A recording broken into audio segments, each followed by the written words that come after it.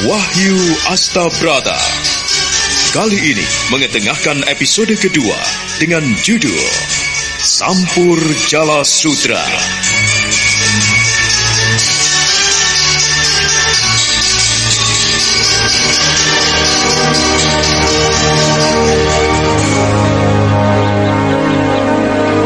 Nyai Wulung dan Ki Wulung mengadakan selamatan, menyambut kehadiran Sukmo kembali di tengah-tengah mereka. Mereka pun memberi nama Sukmo menjadi Aji Sukmo dengan harapan bocah kecil itu menjadi anak yang baik dan penurut. Tetapi belum lagi upacara selamatan itu selesai, Sukmo tiba-tiba bangkit lalu menyampaikan isi hatinya. Dia ingin sekali berguru pada suhu ampuh yang telah ditemukannya. Aji Sukmo ingin pergi berguru pada seorang suhu yang ampuh, Kek. Aku telah menemukan suhu itu. Jadi kau akan pergi lagi, Nger? Aji Sukmo, kau jangan pergi lagi. Dengarkan nenekmu, dengarkan kakekmu. Kakek dan nenekmu tidak akan pernah melarangmu pergi, Nger. Apabila hal itu demi kebaikanmu, tetapi melihat hal-hal lain dan mempertimbangkan semua yang ada padamu, maka nenek dan kakekmu untuk saat ini belum mengizinkan kepergianmu. Nenek dan kakek tidak mengizinkan aku. Iya, kau nanti akan tahu bagaimana dan mengapa kakek dan nenekmu tidak mengizinkanmu pergi dulu. Kenapa? Kalau Sukmo tidak boleh pergi. Untuk itu, nenek dan kakek harus melatihku ilmu silat, mengajariku hal yang lain. Bukan hanya angon kambing, angon bebek, cari rumput, cari kayu bakar, ambil air. Bosan aku. Iya. Kakek tahu, kakek paham. Apabila kau benar-benar ingin belajar ilmu silat, baik, kakek berjanji. Kakek akan melatihmu ilmu silat. Kakek akan melatihmu ilmu kanuragan yang tidak dimiliki oleh siapapun juga. Dan setelah selesai belajar dengan kakek, barulah kau boleh pergi meninggalkan rumah kakek dan nenekmu ini. Lagi pula, kakek dan nenekmu ini juga bukan orang-orang yang super, orang-orang yang paling dikdaya di dunia ini. Oh, tidak. Kakekmu ini hanya manusia lumrah yang seperti orang-orang yang lain. Kakekmu ini tidak memiliki apa-apa, Sukmo. Tetapi kalau kau menuntut untuk belajar ilmu silat, ya sedikit banyak kakekmu juga punya.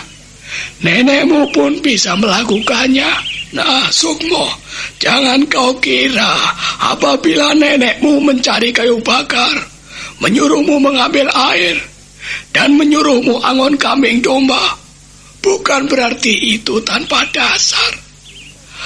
Apa yang disuruh oleh nenekmu adalah hal yang paling berarti di dalam hidupmu, Nger. Seringkali sudah kuucapkan kepadamu, ku sampaikan kepadamu bahwa apa yang kau lakukan di sini adalah untuk melatih kesabaran dan kejujuranmu, untuk melatih ketulusan hatimu. Nah, Haji Sukmo, saya, Kek. Janganlah menyia-nyiakan apa yang kakek nasihatkan kepadamu. Kakek benar-benar prihatin. Kakek benar-benar sedih karena kau ternyata tidak mau mendengarkan apa yang pernah kakek katakan saat kita bersama-sama mengusir serigala. Sukmo tidak pernah melupakannya, Kek. Sukmo selalu mengingat bahwa hanya dengan kejujuranlah manusia memiliki kekuatan yang luar biasa. Hanya dengan kejujuranlah manusia mampu mengalahkan segala-galanya. Hanya dengan kejujuranlah maka manusia dapat menegakkan keadilan dan meluruskan kebenaran yang dikoyak-koyak oleh keserakahan manusia. Wah, bagus sekali, Nger. Bagus sekali. Wah, kakek bangga sekali apabila kau telah mengingatnya dengan baik dalam hati dan pikiranmu. Wah, bahkan ternyata kau telah menanamkan semua yang kakek ucapkan itu dalam sanubarimu. Baik. Kau memang anak yang cerdas. Kau adalah cucu kakek yang terbaik. Kau adalah cucu kakek yang paling berharga. Wah, kau adalah mutiara. Mutiara yang terbungkus lumpur. Haji Sukmo, tidak sia-sia kakek mendidikmu, mengajarmu dan melatihmu. Untuk beberapa saat lamanya, mereka tinggal diam dalam keheningan yang mencekam. Tak ada seorang pun yang berkata-kata, bahkan bernafas pun mereka tahan. Sukmo kembali membusungkan dadanya dan memandang ke depan dengan tatap mata tajam. Seolah-olah dalam benaknya tergambar bayangan-bayangan indah tentang masa depannya yang gemilang. Bibirnya yang mungil tersenyum, lalu kembali memandang nenek dan kakeknya yang duduk bersila. Hanya dengan kejujuranlah aku akan bisa menghancurkan bukit. Aku akan menghancurkan gunung, dan aku akan menghancurkan segala hal yang menghadang di depanku. Dan dengan kejujuranlah maka aku bisa melumpuhkan musuhku tanpa menyentuhnya. Hanya dengan kejujuranlah maka orang akan sujud di telapak kakiku. Wah, bagusmu. Ternyata ingatanmu benar-benar kuat. Nenek dan kakekmu menjadi saksi bahwa kau akan menjadi anak yang baik, menjadi Sukmo yang aji, menjadi Aji Sukmo yang benar-benar jujur. Dan mulai saat ini kau pasti akan menunjukkannya pada nenek dan kakekmu. Pendekar yang sopan, pendekar yang baik, pendekar yang utama adalah pendekar yang tahu tata krama, memiliki budi pekerti luhur, dan selalu berlaku sopan. Setelah menoleh kanan kiri, Sukmo buru-buru duduk dan bersila di depan nenek dan kakeknya. Dia menyadari bahwa tingkahnya kurang sopan di hadapan nenek dan kakeknya. Di depan orang tua yang sangat mengasihinya itu, Sukmo buru-buru menunduk dan merundukkan kepalanya. Haji Sukmo. Iya, Kek. Kejujuran dan budi pekerti yang luhur, kelemah lembutan akan diperoleh seseorang manusia yang benar-benar menghargai sesamanya. Kau boleh kurang ajar pada bapak dan ibumu. Kau boleh kurang ajar pada nenek dan kakekmu. Tetapi aku minta kepadamu supaya kau menghargai orang lain. Orang lain adalah dirimu sendiri, Haji Sukmo. Saya, Kek. Nah, apabila kau tidak menghargai orang lain, maka sepanjang hidupmu tidak akan pernah dihargai. Sebaliknya, apabila kau senantiasa menghargai sesamamu, maka sepanjang hidupmu akan mendapatkan penghargaan yang luar biasa. Ingatlah, Ger, bahwa orang lain adalah dirimu sendiri.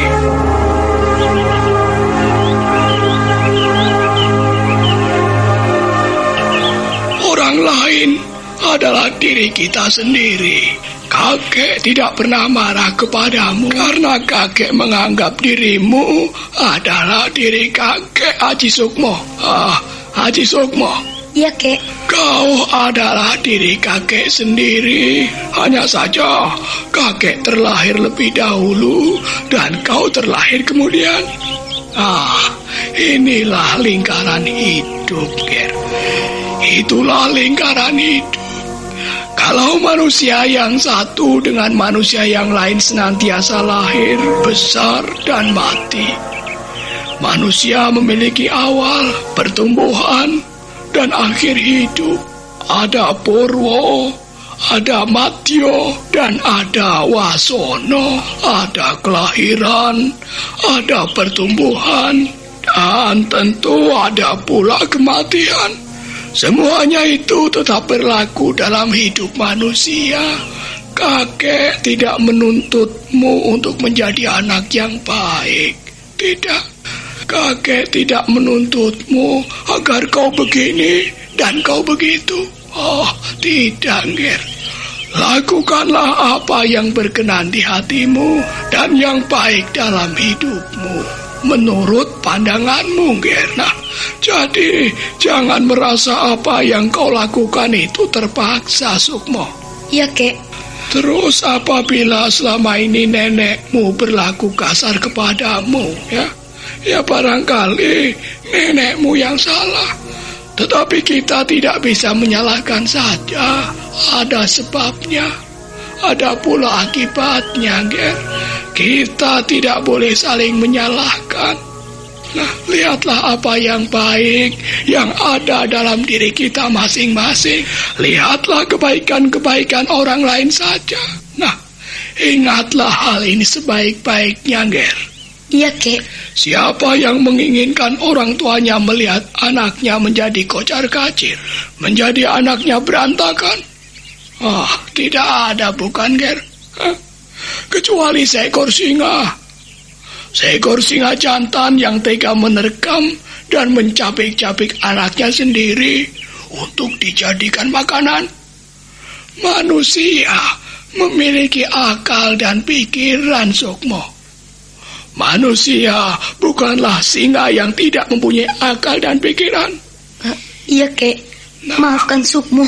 Nah, mulai hari ini aku ingin mengajarimu ilmu kanuragan, Sukmo, supaya apa yang telah kau pelajari dari bapak dan ibumu menjadi lengkap. Baru kemudian, setelah kau tidak puas dengan apa yang kakek ajarkan kepadamu, boleh kau meninggalkan nenek dan kakek. Kakek dan nenekmu tidak melarang. Kau boleh menimba ilmu sebaik-baiknya. Tetapi ingatlah, semua itu harus kau kembalikan dan kau abdikan pada sesamamu.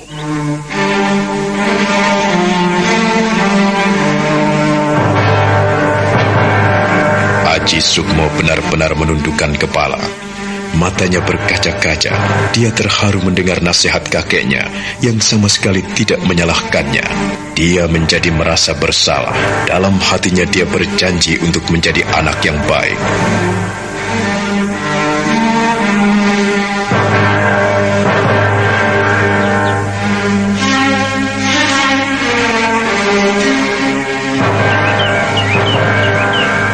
Pada saat inilah kakek dan nenekmu ingin menjelaskan mengapa bapak dan ibumu pergi ke Mataram. Ayo, Nek, tolong kau jelaskan pada cucumu. Bapak dan ibumu pergi ke Mataram adalah mengemban tugas yang sangat berat. Mereka memenuhi panggilan Kangjeng Sinuwun.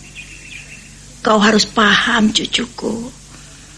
Mereka bukan bermaksud untuk mengabaikan dirimu. Tidak. Tetapi mereka mempersiapkan masa depanmu demi kebaikanmu. Mereka tidak pamit pada Sukmo, Nek. Iya. Bapak dan ibumu memang tidak sempat pamit padamu, Ger. Tetapi bapak dan ibumu telah pamit pada kakek dan nenek. Dan aku ini tidak ada artinya, sehingga tidak perlu dipamiti. Anak kecil memang sudah tidak ada harganya lagi di depan mata orang tua. Dan anak kecil itu tidak ada apa-apanya. Begitu. Iya, Nek. Iya, Kek. Tidak begitu, Sukmo. Kau jangan menyalahkan kedua orang tuamu. Siapa yang tidak menghargai anak kecil? Nenek, bapak dan ibu. Sukmo. Seorang pendekar yang besar harus punya tata krama dan mempunyai kesopanan. Tahu unggah-ungguh dengan siapa ia berbicara dan di mana ia berdiri. Maafkan aku, Kek. Kau tidak pernah bersalah pada kami. Kau tidak pernah bersalah pada siapapun juga, Ger. Kau punya hak untuk bicara ceplas-ceplos. Kau berhak menuduh. Kau berhak untuk menyampaikan unek-unek hatimu. Tetapi, coba, belajarlah untuk menyampaikan segala sesuatu dengan kelembutan. Tegurlah siapapun yang salah, tetapi jangan sampai menyinggung hati dan perasaannya. Terima kasih, Kek. Tetapi, aku benar-benar tidak bisa menerima kepergian bapak dan ibu yang tanpa pamit itu.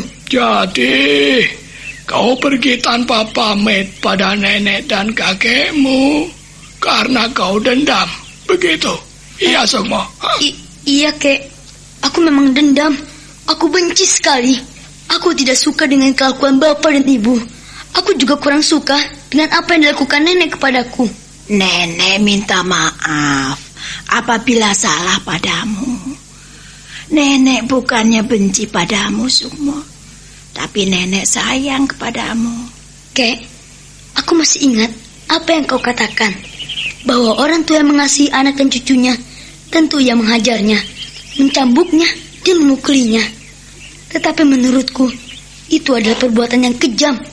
Aku tidak suka dikebuki. Aku tidak suka dicambuk. Mungkin kakek dan nenek pernah merasakan bagaimana sakitnya dicambuk. Lihatlah, kakiku lecet-lecet bekas cambukan nenek. Apakah tidak sakit?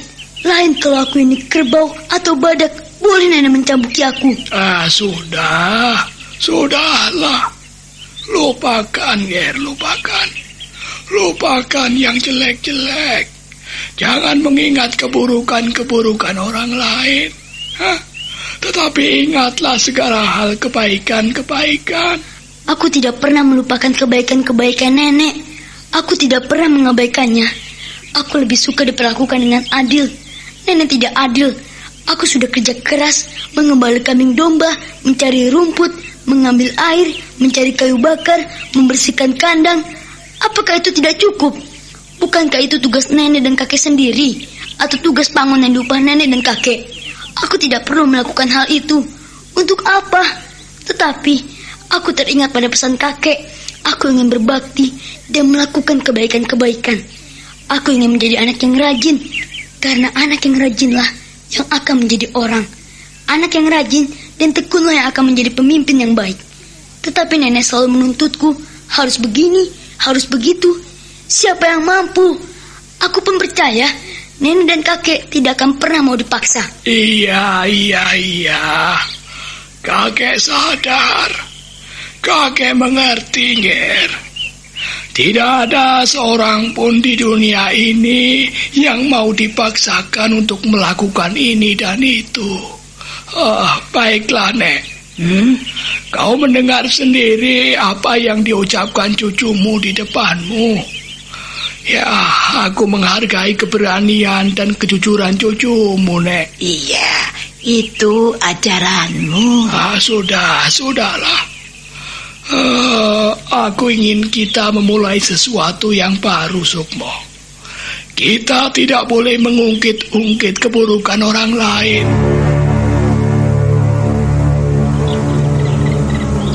Ki Wulung dan istrinya kaget sekali melihat apa yang dilakukan Sukmo. Dengan menundukkan kepalanya, Sukmo menggores-goreskan ujung jemarinya di atas tikar pandan. Saat itu juga, tikar pandan menjadi sobek bagaikan digores pisau panjang. Sukmo masih melakukan pekerjaannya, tetapi dengan kekuatan batinnya, Ki Wulung memandang kelakuan cucunya itu dengan pandangan batin yang paling kuat.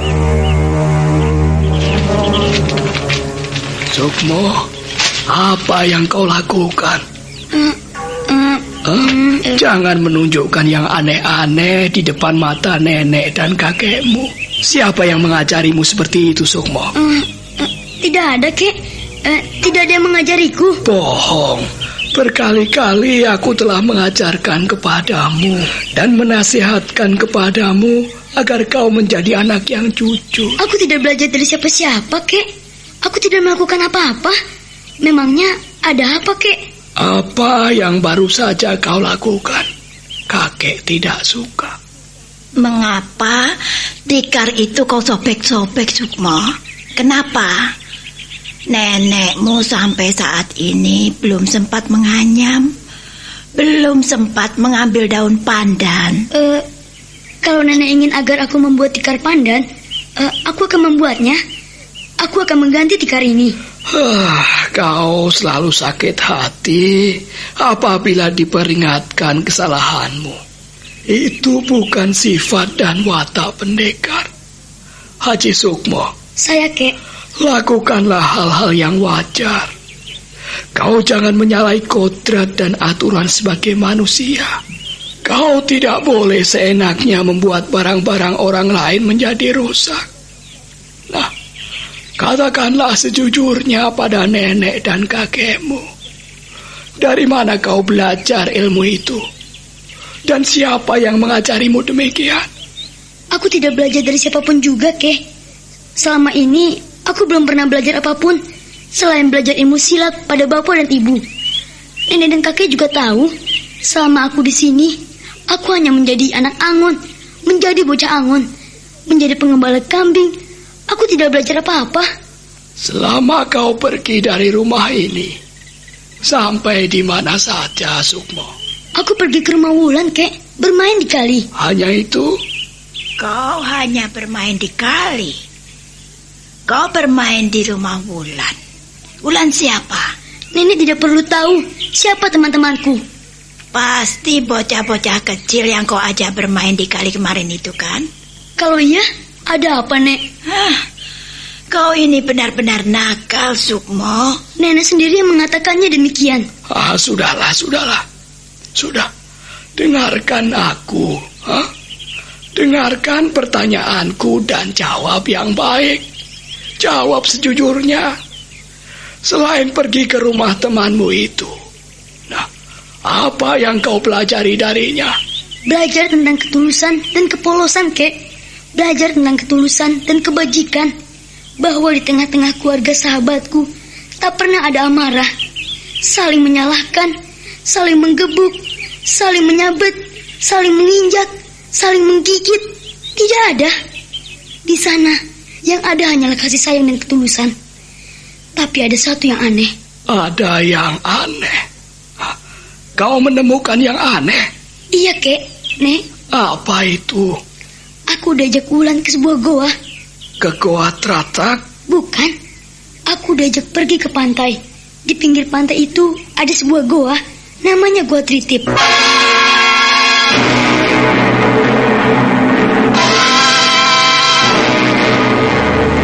Nyai Wulung dan Ki Wulung terkejut sekali. Mata mereka terbelalak, mulut mereka setengah menganga. Apa yang diucapkan Sukmo benar-benar mengejutkan mereka. Lalu dengan tajam mereka memandangi bocah itu. Bocah itu bukannya menunduk, tetapi membalas tatapan mereka. Kau sampai di Goa Tritip?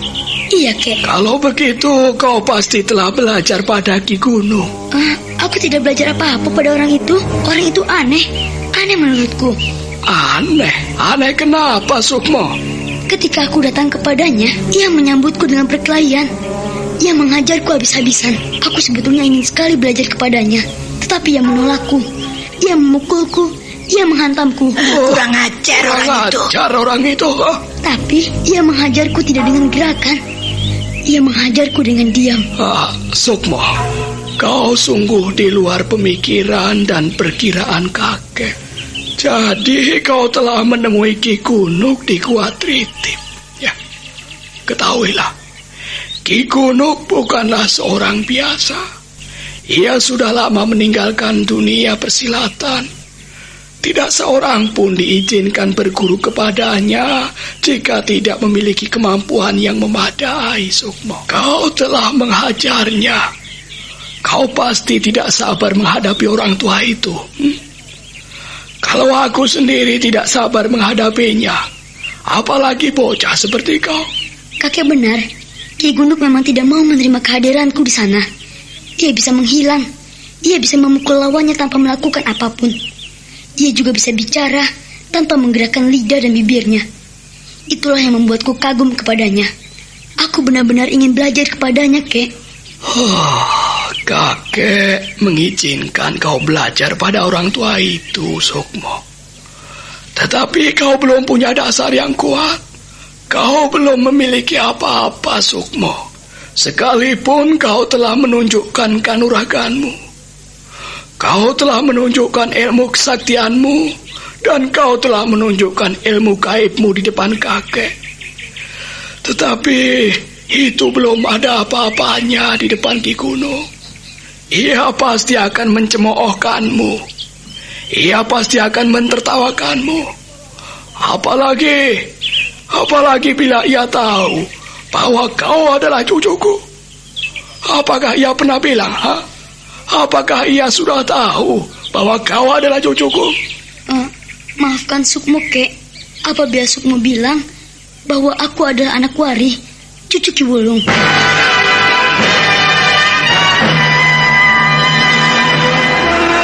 Sukmo, kau lancang sekali, Sukmo. Lancang? Aku lancang, Kek. Bukankah benar aku adalah anak Ki Wari? Aku adalah cucu kakek. Iya, kau memang anak Wari. Kau memang cucuku. Tetapi dalam rimba persilatan, di dalam dunia kependekaran, kau bukan apa-apaku. Karena kau belum pernah belajar sedikit pun dari kakek. Nah, ingatlah itu baik-baik. Dunia kependekaran bukanlah dunia trah. Bukan dunia turun-temurun.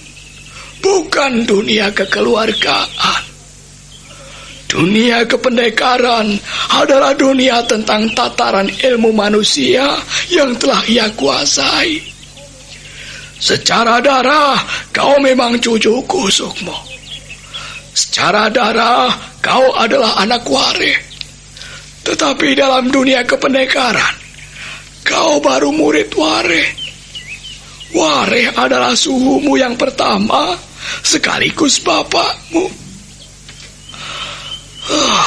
Kau membuat malu orang tuamu. Kau membuat malu kakek dan nenekmu, Sukmo. Maafkan kelancangan Sukmo, Kek. Karena Sukmo sudah tidak sabar lagi. Sukmo menjadi anak nakal. Sukmo menjadi anak beling dan badung. Sukmo menjadi anak yang kurang ajar. Sukmo menjadi anak yang kurang sopan. Dan kau harus menebus kelancangan itu.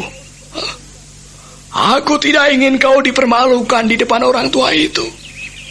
Aku tidak tahu apa yang kakek katakan. Mengapa hanya dengan menemui orang tua itu, kakek menganggapku mempermalukan nama kakek dan mempermalukan nama keluarga kita? Tentu saja, Sukmo. Karena kau sampai di sana tidak membawa apa-apa, belum membawa bekal suatu apapun. Itulah, siapapun sudah tahu, dan semua orang tahu siapa Ki Gunuk yang sebenarnya. Dan orang-orang yang datang kepadanya selalu ditolak karena tidak memiliki bekal yang mumpuni. Orang-orang yang datang kepadanya selalu pergi dengan malu kalau tidak bisa menunjukkan ilmunya yang tinggi. Bahkan tidak sedikit orang-orang yang datang kepadanya pulang hanya tinggal nama.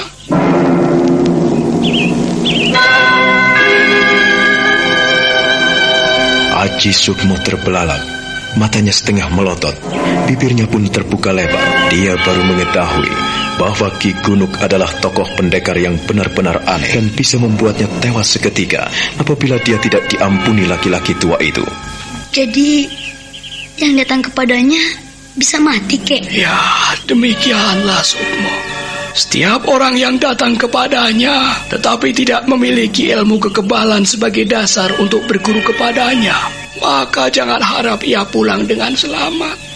Ia pasti akan pulang tinggal nama. Ki Gunuk adalah orang yang tidak segan-segan menyingkirkan orang-orang yang sombong dan tidak tahu diri. Bukan hanya orang dewasa, bukan hanya tokoh-tokoh pendekar yang telah memiliki ilmu tataran tinggi, tetapi ia pun tega untuk membunuhmu, membunuh anak kecil. Bahkan ia tega untuk membunuh cucunya sendiri.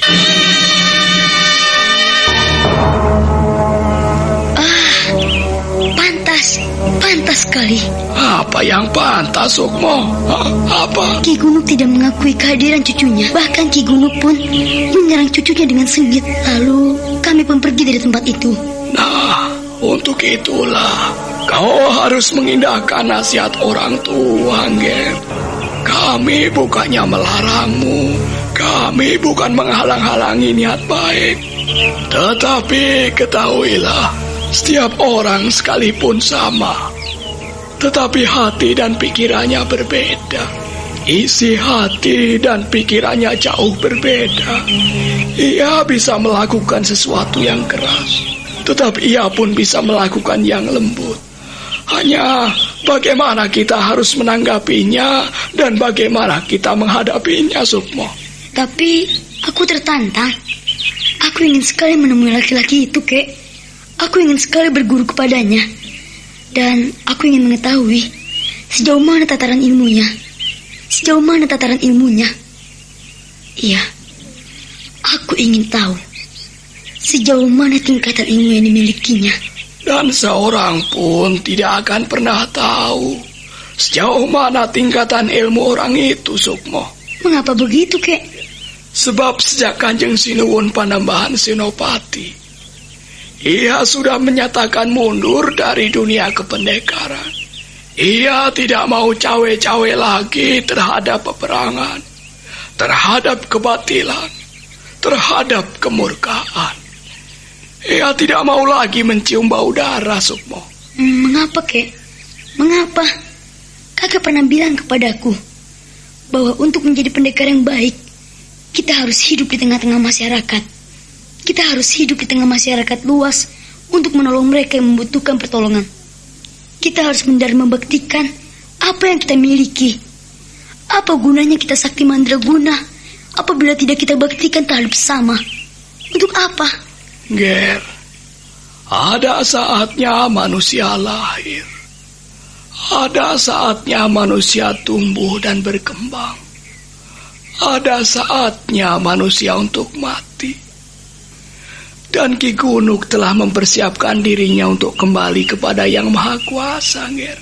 Tetapi, Kek, Ki Gunuk masih sehat walafiat. Ia masih perkasa sekali.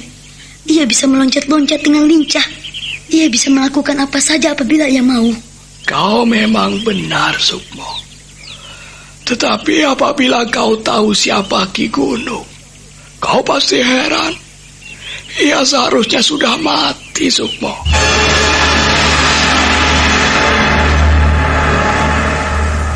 Seharusnya ia sudah mati. Mengapa bisa begitu? Ia benar-benar aneh.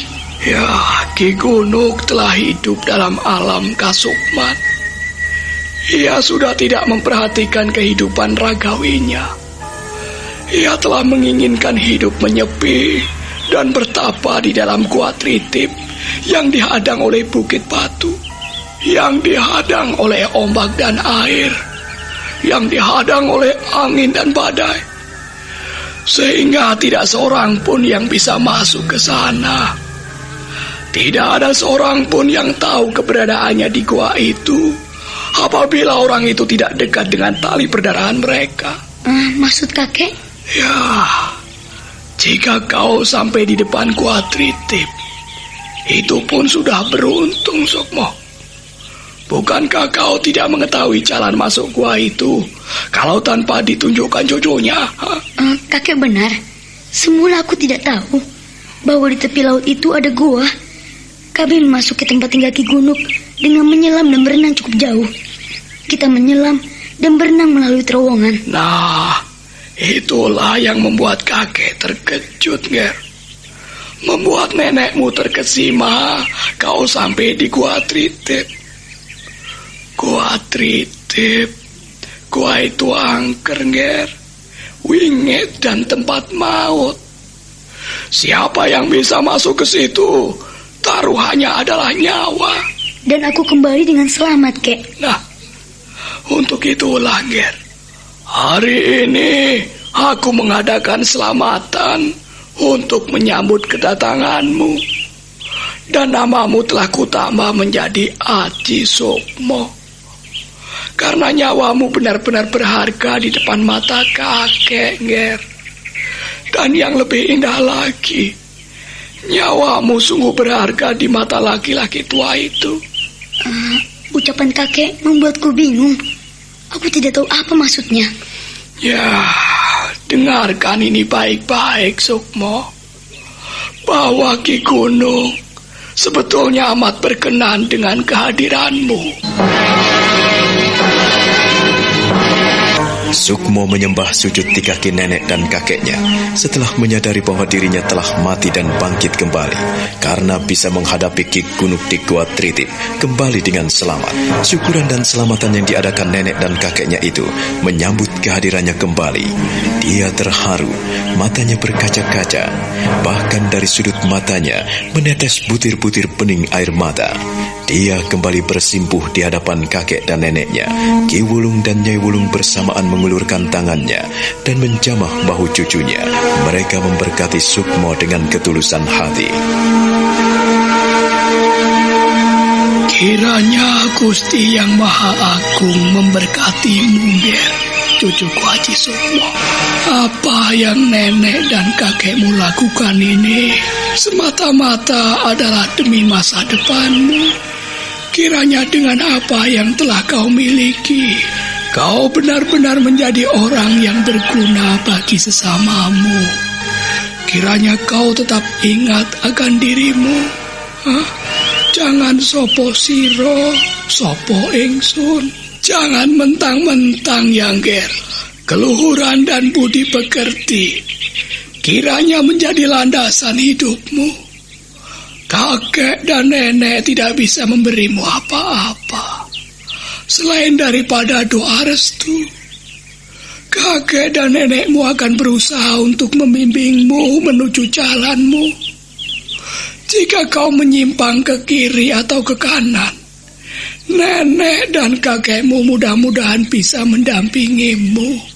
Nah, mengucaplah syukur kepada Gusti Yang Maha Agung, cucuku Nger Haji Sukmo, agar dia senantiasa membimbing langkahmu. Haji Sukmo, cucuku, semoga langkahmu semakin lebar, ya, Nger. Kami tidak bisa memberikan yang terbaik untukmu.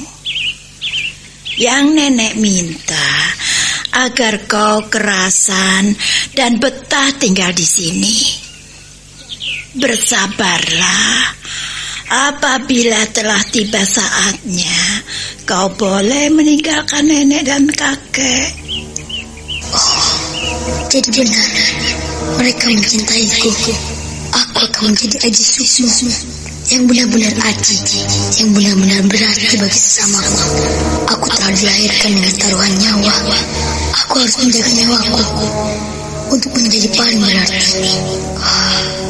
Mengapa aku tergesa-gesa memutuskan bahwa orang lain itu tidak baik, tetapi aku selalu menilai mereka penuh dengan kekurangan dan kelemahan. Haji Sukmo akan melangkah selebar langkah Werkudara. Haji Sukmo akan terbang tanpa sayap seperti Raden Gatotkaca. Haji Sukmo akan tenggelam dan menyelam ke dalam bumi seperti Pangeran Ontorijo. Aku akan menjadi pendekar pelik tanding yang menjadi gabungan antara Bima, Gatotkaca dan Ontorijo. Dan aku akan menjadi bijaksana seperti Baladewa. Aku akan menjadi cerdas seperti Prabu Kresna. Haji Sukmo, tak akan ada yang bisa menandingiku.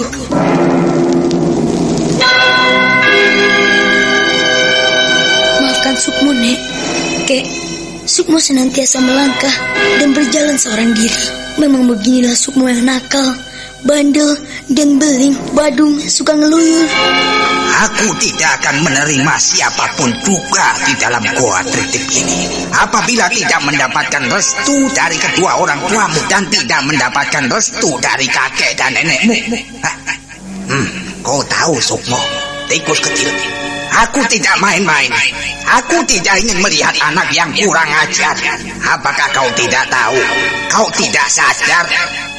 Dengan pergi tanpa pamit, kau telah melanggar aturan dan tata cara kehidupan ini. Sudah, pergilah dari sini dan jangan menyentuh tempatku apabila kau pergi tanpa pamit.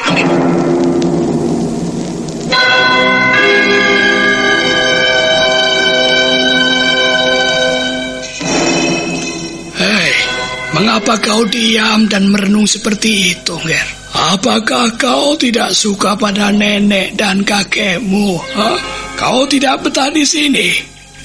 Ger, kau adalah cucuku yang hilang dan telah kembali, Ger.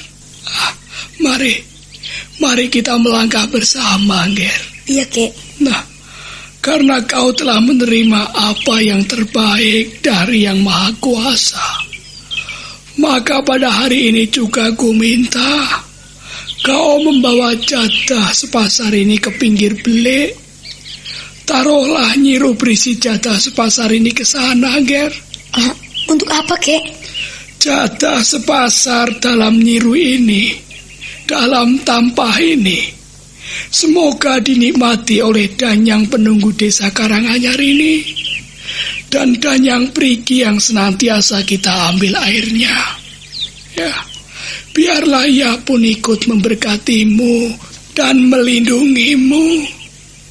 Namamu kini telah berubah menjadi Aji Sukmo. Nah, peganglah itu, Ger. Terima kasih, Kek. Sukmo akan berangkat ke Prigi membawa jada sepasar ini. Tunggu dulu. Ada apa, Nek? Ayo, Nenek juga akan ke Prigi mengambil air bareng.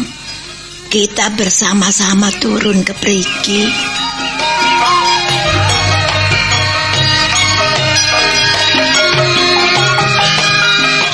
Nyai Wulung segera pergi ke belakang dan dengan cepat kembali sambil membawa belanga tanah. Sukmo pun siap membawa tampah di atas kepalanya. Tampah yang berisi jadah sepasar dan kemenyan itu segera dibawanya menuju ke Prigi.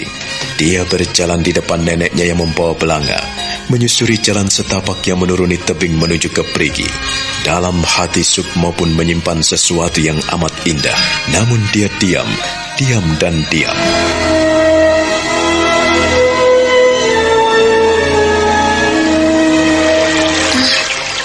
Taruh di mana, Nek? Taruhlah di dekat mata air itu. Taruh hati-hati, jangan sampai ada yang tumpah, ya? Iya, Nek. Apa yang Nenek ucapkan nanti, kiranya kau menirukan. Iya, Nek. Cepat, letakkanlah.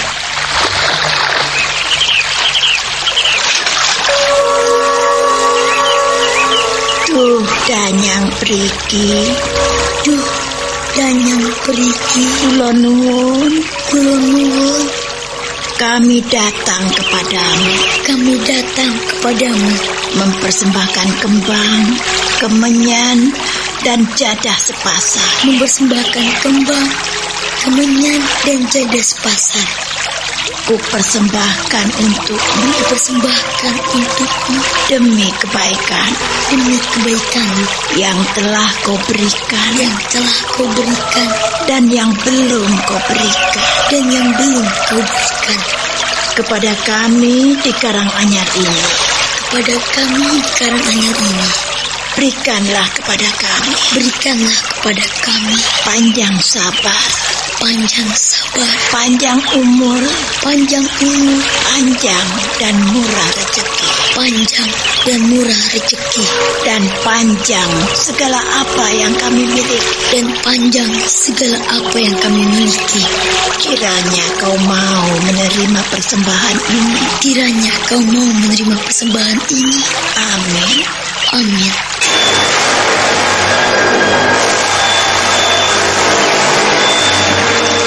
Tangan Sukmo gemetaran sekali ketika meletakkan tampah yang berisi kembang, kemenyan, dan jadah sepasar di atas mata air Prigi. Hatinya berdebar-debar, bulu kuduknya bergiring. Nyai Wulung masih tetap diam. Bibir perempuan tua itu komat-kamit dan bergetar membaca mantra. Sukmo tidak tahu apa yang diucapkan oleh neneknya. Dia hanya diam sambil berusaha mencuri pandang di antara sela-sela bulu matanya yang lebat dan melengkung.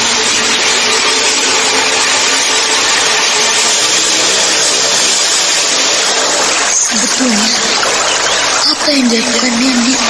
Apakah ia juga membaca mantra-mantra lain? Sungguh aku tidak tahu apa yang diinginkan. Nenek ini benar-benar aneh. Sifatnya yang keras tanpa marah menjadi beda sama sekali. Kini ia menjadi orang yang pendiam dan menyeramkan. Kau boleh pulang duluan. Pulang duluan? Nenek tidak perlu bantuanku. Aku tidak perlu bantuanmu, setidak-tidaknya untuk saat ini. Pulanglah dan rawatlah kambing dombamu. Jika perlu, ambillah rumput untuk makan mereka nanti malam. Jadi, aku kembali menjadi gembala, Nek? Ya, menjadi seorang gembala untukmu saat ini bukanlah suatu pekerjaan yang hina. Tetapi itulah wangsit yang nenekmu terima dari danyang mata air perigi ini. Wangsit yang nenek terima dari danyang Kiai perigi ini? Ya. Kalau kau tidak menuruti apa yang dikenakinya, kalau kau tidak menuruti wangsit yang nenek terima, cita-citamu tidak akan bisa berhasil. Iya, aku akan mendengarkan nenek. Baiklah, Nek. Aku pulang dulu.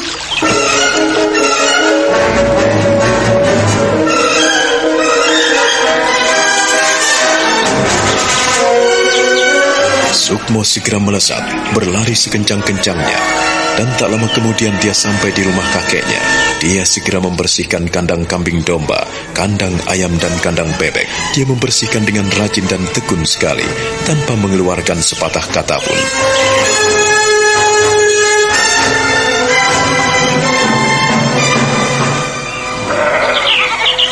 Kambing-kambingku, kalian suka jika aku kelak menjadi seorang pendekar? Aku senang sekali dengan kalian. Bagaimanapun juga, kalian mengajakku bersabar. Kalian mengajariku hal-hal yang tidak diberikan oleh sesamaku. Sekalipun kalian binatang, tetapi kalian lebih banyak mengerti hati dan perasaanku. Pelong, selama mengembalakanmu, kau sedikit bandel. Kau suka mengajak teman-temanmu makan tanaman Pak Tani.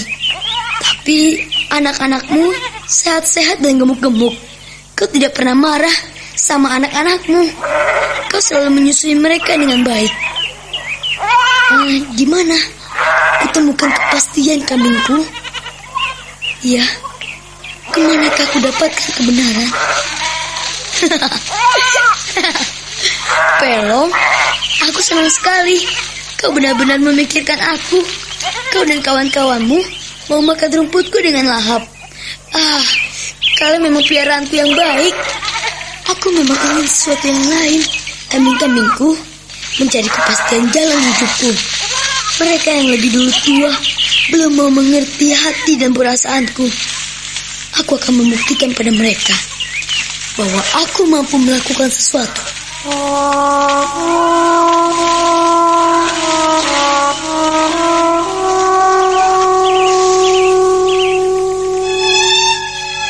Sukmo, Bapak ingin kelak kau menjadi anak yang berbakti pada sesama.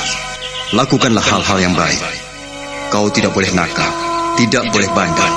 Setiap nasihat Bapak dan Ibu harus kau dengarkan dengan baik. Kalau dinasihati, jangan masuk telinga kanan, keluar telinga kiri. Kau adalah anak laki-laki. Harus melangkah tegar, anakku. Langkahmu harus panjang. Hal itu hanya bisa kau raih dengan kedisiplinan tinggi. Bila main harus pulang tepat waktu. Jangan berbohong, jangan menyakiti kawanmu. Jangan merugikan orang lain.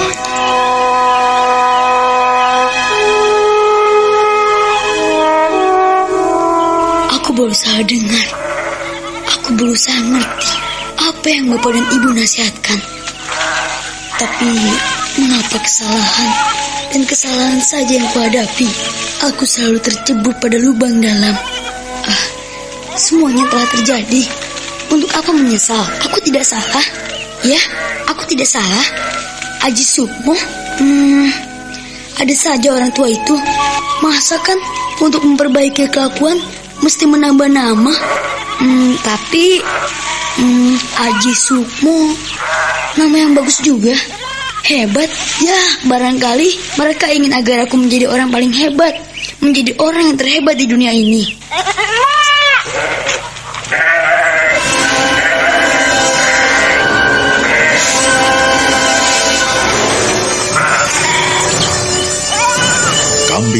di kandang melonjak-lonjak liar. Mereka terkejut sekali karena ada kekuatan aneh yang melingkupi tempat itu. Rumput yang sedang mereka makan menjadi berantakan. Sukmo lalu melompat 2 tombak di samping kandang, memeriksa keadaan sekelilingnya.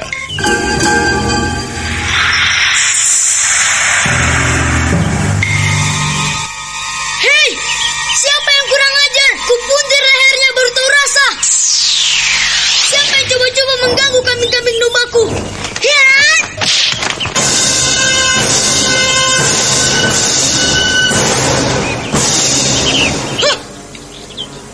Wulan, kau?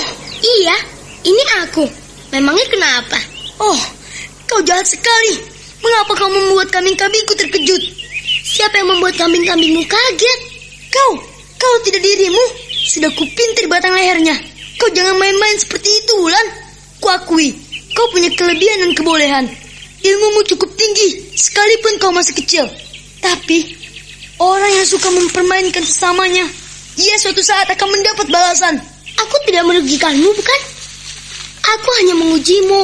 Sejauh mana kesiagaanmu menghadapi bahaya. Kau juga hebat. Kau boleh juga, Sukmo. Hei, kenapa kau diam? Kau membuatku kesal. Sama, kau juga membuatku kesal. Sejak tadi kau asik dengan kambing-kambingmu. Kau tidak pedulikan kedatanganku. Aku sedang merenungkan nasibku, Wulan. Bagaimana, Sukmo? Memikirkan nasibmu? Iya. Kau ini seperti kakek-kakek saja. Kau tidak perlu memikirkan yang macam-macam. Pikirkanlah apa yang ada di depanmu saat ini. Kambing-kambingmu misalnya. Kakek dan nenekmu marah. Mereka masih marah padamu setelah kau pulang dari Tritip. Sebaiknya jangan bicara di sini. Ayo ikut aku.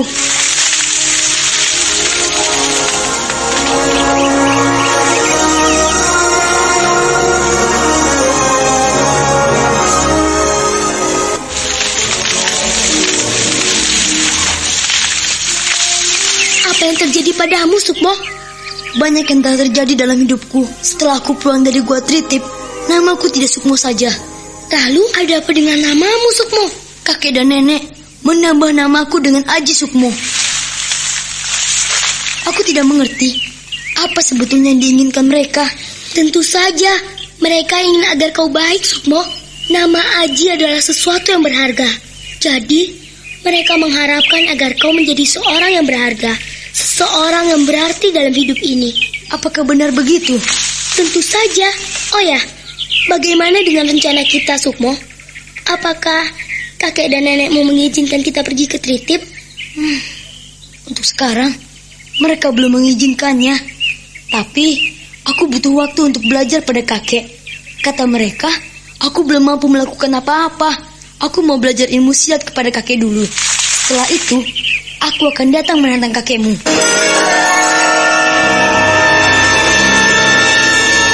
Wulan melengos dan mencibir. Lalu bocah perempuan itu melompat lenyap di balik semak belukar tanpa pamit pada Sukmo. Sukmo hanya bisa menggeleng-gelengkan kepalanya.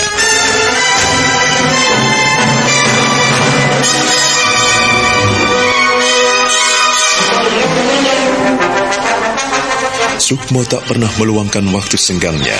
Tiap saat dia mengajak kakeknya berlatih ilmu kanuragan. Suatu senja, dia kembali giat berlatih di padang rumput. Dia mengulangi ilmu-ilmu silat yang diajarkan bapak dan ibunya di bawah pengawasan eyangnya.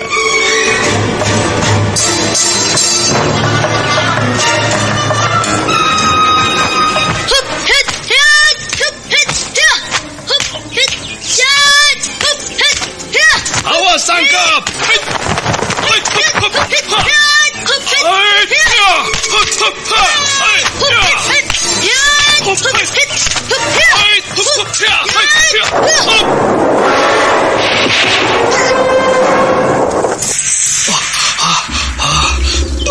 Wah, itulah yang kuharapkan, Sukmo. Wah, kau hebat. Kau hebat dan kau lincah sekali.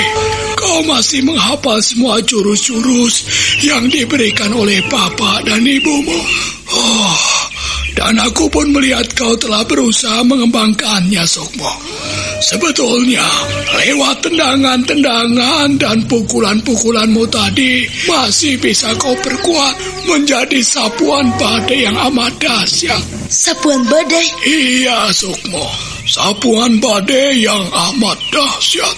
Kau bisa mengembangkannya dengan melompat ke dahan pohon itu sambil bersalto beberapa kali, lalu menyabetkan tangan kananmu dan menangkis cepat.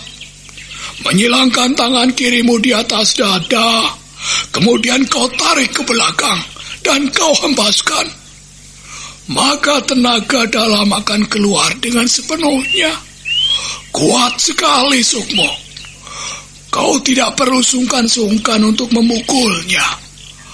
Apabila menghantam batu itu, akan menjadi hancur berantakan. Nah, lihatlah. Hop.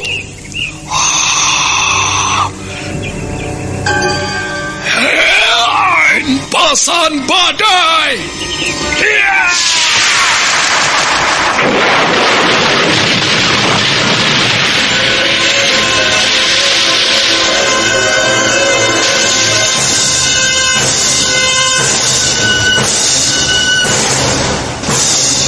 Dalam sekali pukulan dan hampasan tangan kanan dan kiri Ki Wulung, maka sebongkah batu besar hancur berantakan menjadi debu.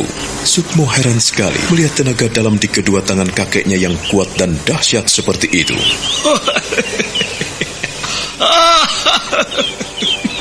Bagaimana, Gera? Bagaimana, Sukmo? Bagaimana? Wah, ternyata kakek hebat sekali. Bagaimana dengan mendorong kedua tangan ke depan seperti itu? Maka kakek dengan mudah menghancurkan sebongkah batu besar. Tak ada sisanya, tak ada bekasnya. Sukmo, pengumpulan tenaga yang kuberi nama hempasan badai ini masih bisa kau kembangkan lagi, Sukmo. Kau masih bisa memiliki kekuatan yang lebih luar biasa dibandingkan tenaga kakekmu yang hampir rapuh ini. Kau masih muda dan kau masih memiliki simpanan tenaga yang luar biasa. Tenaga pranamu masih kuat dan memiliki hawa murni. Sedangkan kakekmu ini sudah loyo, Ger. Sudah rapuh dan tidak mampu melakukan apa-apa. Sekarang tinggal kau yang harus mengembangkan semua yang telah kakek ajarkan.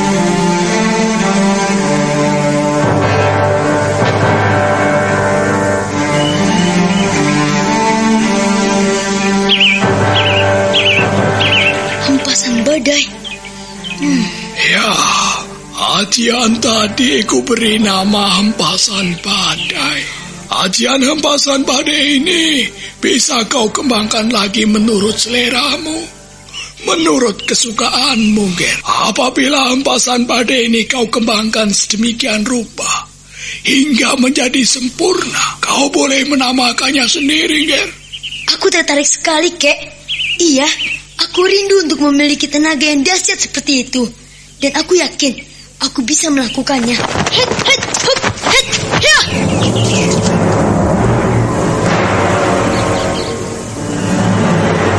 Nah, tarik kedua sikumu ke belakang dan perlahan lemparkan ke depan.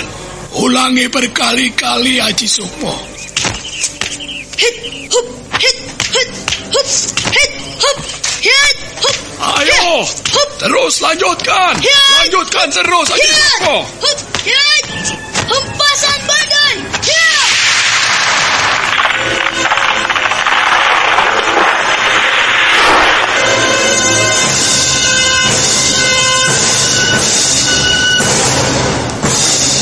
Karena begitu kaget, Sukmo terpental. Dia melompat dan bersalto ke belakang sampai beberapa ujung tombak. Ki Wulung hanya tersenyum melihat tenaga dalam yang belum dikuasai dengan baik oleh cucunya itu. Sebatang pohon besar ambruk dan roboh berantakan terhantam pukulan tenaga dalam cucunya. Namun Ki Wulung menjadi terkejut sekali melihat cucunya menggeletak di tanah. Hei, Sukmo, Sukmo, Sukmo, Haji Sukmo. Hei, Sukmo. Aduh, Kek. Mengapa nafasku jadi sesak begini? Kau terlalu emosi, Suk. Kau belum menguasai tenaga dalammu dengan baik. Nah, untuk menguasai tenaga dalam, kau harus belajar perlahan-lahan. Kau tidak apa-apa, Sukmo. Hanya dadaku terasa panas dan sesak sekali, Kek. Iya. Tetapi kau ternyata juga pintar. Wah, bagus, Ger. Aku senang sekali. Kau boleh mengembangkan ilmu itu. Apabila kita terkena pukulan berat, dada kita menjadi panas dan sesak. Siapa yang mengajarimu, ha? Bapak dan Ibu. Ya, terus. Ya. Atur nafasmu sebaik-baiknya, Ger. Jangan sampai kau sesak kembali. Ayo terus. Nah, terus, Ger. Ayo, aturlah nafasmu, Ger. Ya, hisap, Ger. Tahan di perut, ya. 1, 2, 3, 4, 5, 6. Nah, hembuskan, Ger. Coba, ulangi lagi, Ger. Ya, tahan. Simpan di perut, ya. 1, 2, 3, 4, 5, 6. Nah, keluarkan perlahan-lahan, Ger. Iya, ayo ulangi terus. Hitung sendiri di dalam hati, Ger. Sukmo berkali-kali menghela napas dalam-dalam dan menyimpannya di perut. Kemudian dia menghembuskannya kembali dengan perlahan. Dadanya perlahan-lahan terasa dingin kembali. Napasnya yang semula sesak dan panas kini terasa agak lega. Dia kemudian tersenyum dan berusaha untuk bangkit dengan satu lompatan.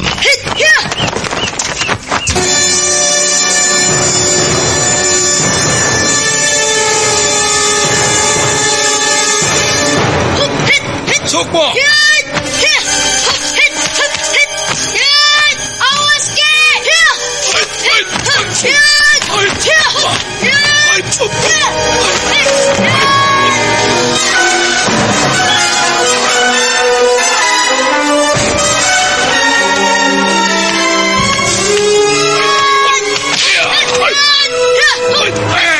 Berhenti, Sukmo, berhenti!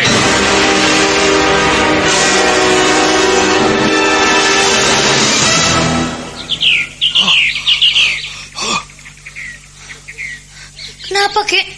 Kenapa berhenti, Kek? Aku belum puas untuk berlatih. Iya.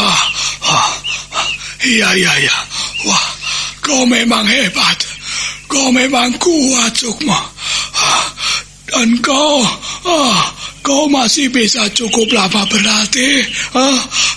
Tetapi kakekmu tidak kuat, Ger. Aku harus berlatih lebih giat lagi, Kek. Iya. Kau memang harus berlatih lebih giat lagi. Tetapi kau jangan sombong, Ger. Jangan sombong. Cucuku Haji Sukmo, kau jangan sombong. Mentang-mentang tenagamu masih kuat dan luar biasa, maka kau berlatih di luar batas. Tadi napasmu sesak dan tenagamu hampir habis. Tetapi setelah kau mengumpulkan tenaga dalam lagi, kau mengajak kakekmu bermain-main. Wah, aduh, napas kakekmu bisa putus, Ger.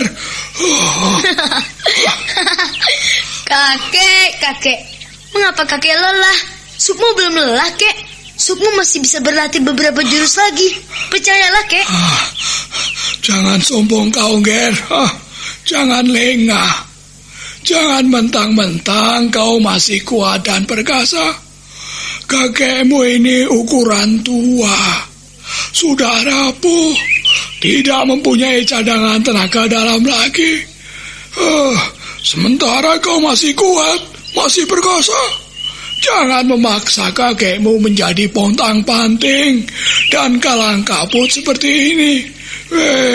Tidak, Ger. Kakekmu tidak kuat lagi. Nafas kakekmu bisa putus nantinya. kau pun harus bisa menyimpan sisa-sisa tenagamu untuk berlatih besok pagi, Nger. Tapi aku ingin berlatih lagi, Kek. Benar, aku ingin berlatih lagi.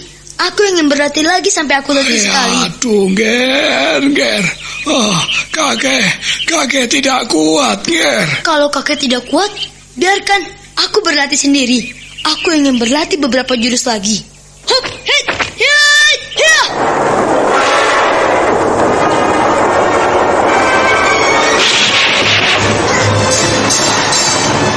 Tanpa menghiraukan kedua tangan kakeknya yang menahan dadanya, Sukmo meloncat ke udara dengan melemparkan kedua tangannya ke depan, menendang-nendang di udara, dan berjumpalitan. Dia mengeluarkan jurus-jurus baru yang dikembangkan dari jurus-jurus yang pernah diajarkan bapak dan kakeknya. Sukmo benar-benar menjadi anak yang lincah dan hebat. Tendangan dan pukulan-pukulannya dahsyat sekali. Sapuan-sapuan tangan dan kakinya menimbulkan siutan-siutan angin, sehingga pohon-pohon dan ranting-ranting yang tertimpa oleh sabetan dan siutan itu menjadi berantakan.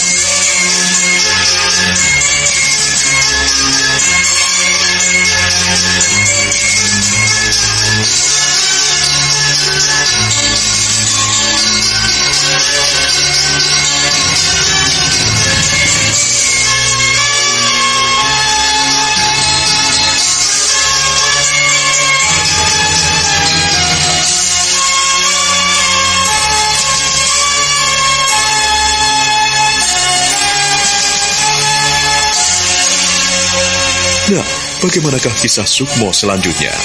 Saudara pendengar, silakan menunggu seri berikutnya dalam serial Wahyu Astabrata ini.